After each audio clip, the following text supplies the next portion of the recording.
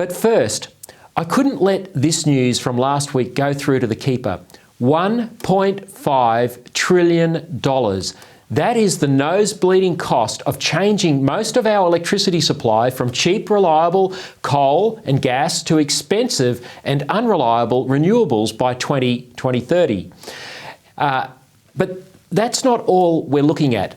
There's another $7 to $9 trillion forecast by 2060 to fully decarbonise the Australian economy.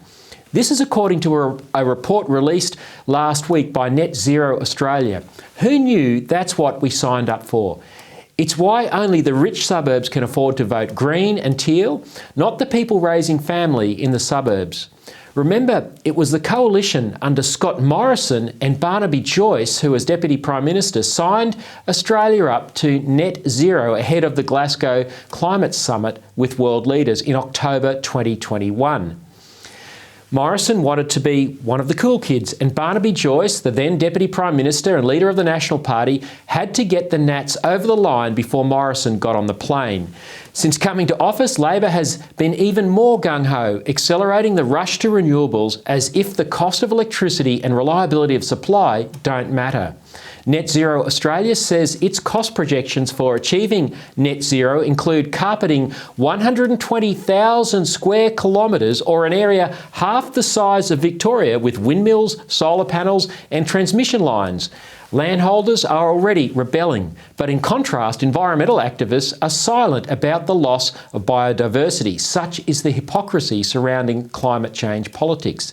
It's clear the government physically cannot build the 20,000 solar panels per day, the 40 wind towers per month, and the 10,000 kilometres of transmission lines required to make net zero happen, let alone afford to pay for it.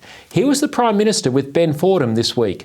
But hand on heart, do you really believe that between now and 2030 we can build 22,000 solar panels a day, 40 new wind turbines a month, and 10,000 kilometres of transmission lines? Well, really? I think what we can do, Ben, is get to 43% by 2030.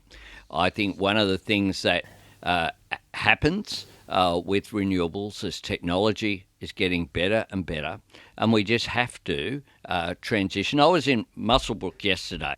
In other words, the strategy is based on a wing and a prayer. The Prime Minister simply doesn't know. Meanwhile, electricity bills are going through the roof thanks to the subsidies for wind and solar and the closure of coal. Households simply can't afford to pay more for the net zero dream. But that doesn't worry Net Zero Australia. It is only interested in how to make it happen. The report is subtitled Mobilisation Report. It says households will have to shoulder some of the costs, but businesses will also pay. Now, that of course is very naive, because businesses always have to pass on the cost to consumers. Taxpayers, that's us, always pay for the subsidies to the companies building the windmills and the solar panels. If we break down the numbers, $1.5 trillion by 2030 equals $60,000 per person in a population of 25 million. Over the 6 years left to 2030, that's $10,000 extra per person per year, or $40,000 a year per family of four. In the next 37 years to 2060, the economic impact of $9 trillion is $360,000 per person, or $1.4 million for a family of four. These numbers are insane when we have perfectly good energy options available now, which we are squandering for negligible environmental benefit.